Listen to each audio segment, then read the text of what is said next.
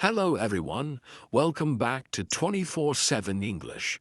I hope you're all doing well and excited to learn something new today.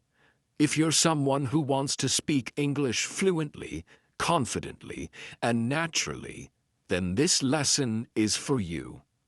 Today I am going to teach you how to think in English, which is one of the most important steps to becoming a fluent English speaker.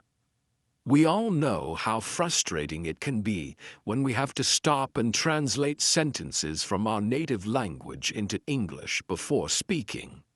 It slows us down, makes us feel less confident, and often leads to mistakes. Wouldn't it be amazing if you could skip that translation process and just think in English from the start? Well, I'm here to tell you that it's possible. By following 4 simple stages, you can train your brain to think directly in English. And trust me, this will make a huge difference in how you speak. Before we start, don't forget to subscribe to 24/7 English if you haven't already. This way, you won't miss any of our lessons that will help you on your journey to speaking fluent English. Now let's get into today's lesson. How to think in English. Stage 1. Think in verbs, the power of action words. The first stage of learning to think in English is to focus on verbs. Verbs are the action words in a sentence. They describe what's happening. Why do we start with verbs? Because action is all around us, and if we can think about what's happening in English, we can start forming sentences in our heads more quickly. Let's take an example. Imagine you are walking through New York City, specifically in Central Park. You see people everywhere, all engaged in different activities. What are they doing? Some people are running, others are talking. You see a dog chasing a ball, and someone is feeding pigeons. These actions are described using verbs: run, talk, chase, feed. By observing the actions around you, you can start thinking about them in English. This process of observing and identifying actions is something you can do anywhere. Whether you're standing at a bus stop in London, waiting at a traffic light, or sitting in a cafe in Paris, there are always actions happening around you. For example, on a busy street in Tokyo, you might see people walking quickly, someone riding a bicycle, or a group of friends laughing. You can mentally note these actions in English: walk, ride, laugh. But what if you're at home, where there's not much happening? You can still practice thinking in verbs by imagining scenarios or using pictures. For instance, look at a photo of a family picnic. What actions do you see? Maybe they are eating, playing, or relaxing. Even when you're indoors, you can practice identifying actions by thinking about what you might do in different situations. Imagine you're in your kitchen. You might be cooking, cleaning, or washing dishes. Key practice. Tip: set aside 5 to 10 minutes each day to practice thinking in verbs. Pick a different place each day and focus on the actions happening around you. As you do this regularly, you'll train your brain to think about actions in English, making it easier to describe what's happening in the moment. Stage 2. Think in nouns, naming the world around you. Once you've practiced thinking in verbs, it's time to move on to nouns. Nouns are words that name people, places, things, or ideas. Just like verbs, nouns are everywhere. Everything around you has a name, and if you can think of these names in English, you'll be one step closer to thinking and speaking fluently. Let's take an example from a different city. Imagine you're in Sydney, Australia, standing by the famous Sydney Opera House. As you look around, you see the building, the harbour, and many tourists taking photos. You also see a boat in the water and a few seagulls flying above. Each of these things is a noun: building, harbour, tourists, boat, seagulls. It's important to practice thinking in nouns wherever you are. If you're at a market in Delhi, India, you might see fruits, vegetables, spices, and vendors. These are all nouns that describe the objects and people around you. Even if you're just sitting in your room, you can look around and identify nouns. For example, you might see a table, a chair, a book, and a laptop. Another great way to practice thinking in nouns is to describe what you're carrying with you. What's in your bag? Maybe you have a phone, some keys, and a wallet. If you practice naming these objects in English, it will soon become second nature. Over time, this will help you think faster and more clearly in English. Key practice. Tip: spend a few minutes each day naming the objects around you in English. Whether you're outside, at home, or even traveling, challenge yourself to identify everything in English. For instance, if you're visiting Barcelona, Spain, look around and name things like buildings, bicycles, cafes, and tourists. The more you practice this, the more your brain will automatically think in English. Stage 3. Think in sentences, connecting verbs and nouns. Once you're comfortable thinking in verbs and nouns, it's time to move on to the next step: thinking in sentences.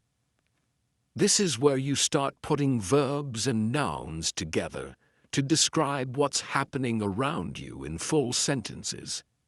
At this stage, it's important to start simple. Don't worry about making long, complicated sentences.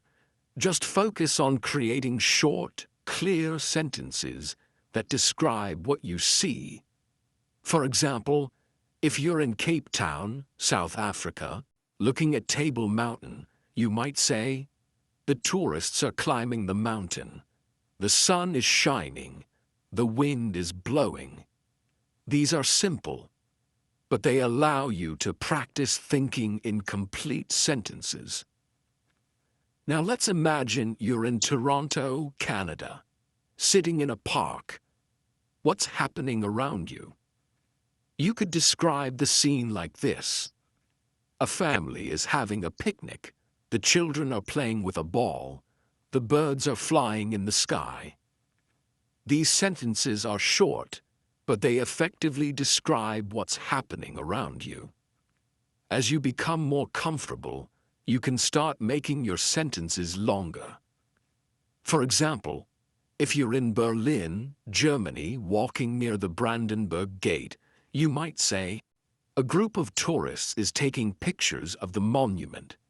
Some of them are listening to their tour guide while others are checking their maps."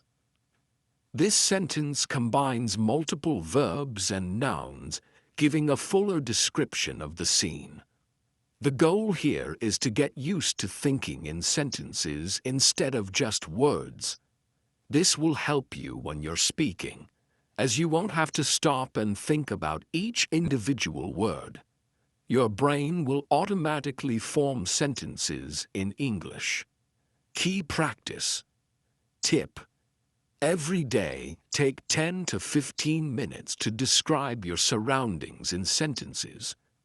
Whether you're at home, in the office, or walking through a new city, try to form complete sentences in your head that describe what's happening.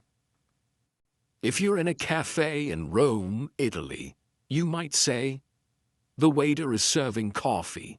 Two friends are chatting at the next table. A couple is reading a menu." This practice will make thinking in English much more natural. Stage 4. Think in paragraphs, bringing it all together. The final stage is to move from thinking in sentences to thinking in paragraphs. This means describing everything around you in more detail, telling a full story, or creating a more vivid picture of the scene. Imagine you're visiting the Great Wall of China. Here's how you might describe it in a paragraph. I'm standing on the Great Wall, and the view is incredible. The mountains stretch out as far as I can see, and the wall winds its way across the landscape. There are tourists all around me, taking pictures and walking along the wall. I can hear people speaking in different languages, and there's a cool breeze blowing through the air. The steps are steep, and the stone is worn from centuries of use. In this paragraph, you've combined everything: verbs, walking, speaking, nouns, tourists, mountains, wall, and sentences to create a full description of the scene. By practicing this, you'll start thinking in English more naturally, as you won't just be forming short sentences. You'll be able to describe things in full detail. Let's take another example. Imagine you're walking through a bustling market in Istanbul, Turkey. You might describe the scene like this. The market is filled with people, all busy shopping and bargaining with the vendors. I can smell the spices in the air, and the bright colors of the rugs and textiles catch my eye.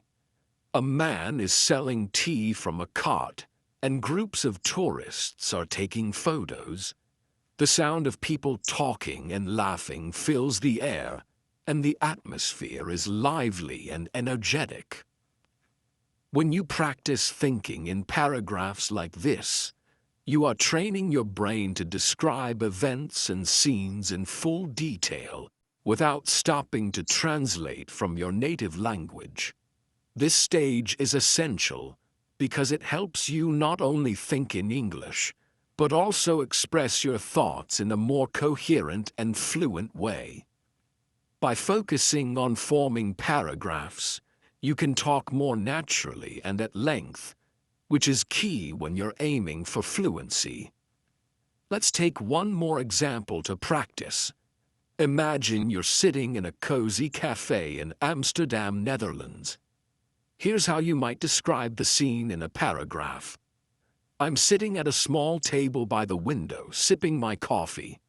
The cafe is warm and inviting, with soft music playing in the background. Outside, I can see people riding their bicycles along the canal. The sky is cloudy, and it looks like it might rain soon. Inside, a few people are reading books, and a couple is chatting quietly over their breakfast. By practicing thinking in paragraphs like this, you'll develop the ability to describe more complex situations naturally and fluently in English. The smell of freshly baked bread fills the air, and the atmosphere is calm and peaceful. In this paragraph, you've combined all the elements, verbs, nouns, and sentences, to create a vivid picture of the scene. This is the final stage of thinking in English, where you can describe situations in detail, just as you would in your native language. Take a few minutes to describe your day in a paragraph. Start from the moment you woke up and think about everything that happened. What did you do?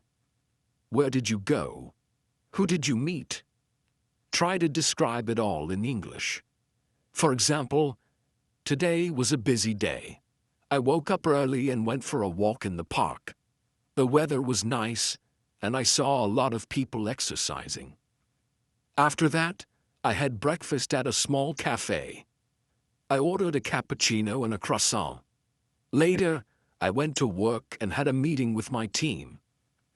We discussed our new project, and everyone had great ideas. In the evening, I met a friend for dinner at a restaurant. We had a great time catching up and talking about our week. This type of daily practice will not only help you think in English, but also improve your ability to recall and describe events in detail. Putting it all together. Achieving fluency. Through practice. By now, you should have a clear understanding of the 4 stages of thinking in English. Think in verbs. Focus on action words and describe what is happening around you. Think in nouns. Name the people, places, and things you see in your surroundings. Think in sentences. Combine verbs and nouns to form short, simple sentences. Think in paragraphs. Bring everything together to create detailed descriptions of scenes and events. Each of these stages builds on the previous one, helping you develop the ability to think directly in English without the need for translation. It's important to practice each stage regularly, as this will train your brain to process information in English more naturally. Why thinking in English is essential for fluency. Now that you understand the stages, let's talk about why this method works. When you first start learning English, you likely translate from your native language. This is natural, but it creates a delay in your speaking. Instead of speaking smoothly, you have to pause and think about what to say, which can make you feel less confident. By practicing thinking in English, you eliminate that translation step. Your thoughts will naturally form in English, making your speech faster and more fluid. When you can think in English, you'll also find it easier to have conversations, express your ideas, and respond quickly in discussions. For example, imagine you're at a job interview in London, and the interviewer asks you to describe a challenging situation you faced at work. If you're thinking in your native language, you might need a moment to translate your thoughts into English. But if you've trained yourself to think in English, you can respond immediately and confidently, without hesitation. The same goes for everyday conversations. Whether you're chatting with friends, giving a presentation, or even ordering food at a restaurant, being able to think in English will make the process much smoother. Practical exercises to help you think in English. Now that you've learned the 4 stages, here are some practical exercises you can do to improve your ability to think in English daily. 1. Observations. Spend 10 to 15 minutes each day observing your surroundings and describing them in English. Whether you're on the bus, at the park, or walking through your neighborhood, challenge yourself to describe everything you see using verbs, nouns, and sentences. 2. Picture descriptions. Find a photo from a magazine, website, or your own photo album. Look at the picture closely and describe everything you see in English. For example, if you're looking at a picture of a beach, you could say, "The sand is white and the water is crystal clear. There are a few people swimming, and some children are building a sand castle. In the distance, I can see a boat sailing on the horizon." 3. Write a journal. At the end of each day, write a short journal entry in English. Start by describing what you did that day, where you went, and who you met. As you practice, try to include more details in your descriptions. 4. Talk to yourself. If you don't have anyone to practice speaking English with, You can practice by talking to yourself. Pick a topic and try to talk about it for a few minutes. For example, you could describe your favorite movie. Explain. 5. How to make your favorite dish or talk about your plans for the weekend. 6. 5. Set language challenges. Challenge yourself to think in English for short periods throughout the day. For example, set a timer for 5 minutes and commit to thinking only in English during that time. Gradually increase the time as you become more comfortable. 7. Final thoughts. The road to fluency. Learning to think in English is a journey, and it requires patience and practice. The more you engage with the language, the more natural it will feel to think, speak, and express yourself in English. By following the 4 stages, verbs, nouns, sentences, and paragraphs, you'll build a strong foundation for fluency. 8. Remember, the key to success is consistency.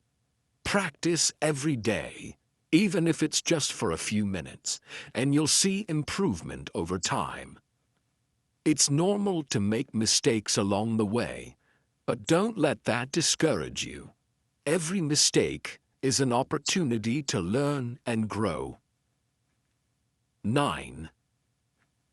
So, are you ready to take the next step on your English learning journey? Start practicing today, and soon you'll be thinking in English like a native speaker. 10. Thank you for joining me in today's lesson on 24/7 English. Don't forget to like this video, subscribe to our channel, and hit the notification bell so you won't miss any of our upcoming lessons. Keep practicing, stay curious, and I'll see you in the next lesson.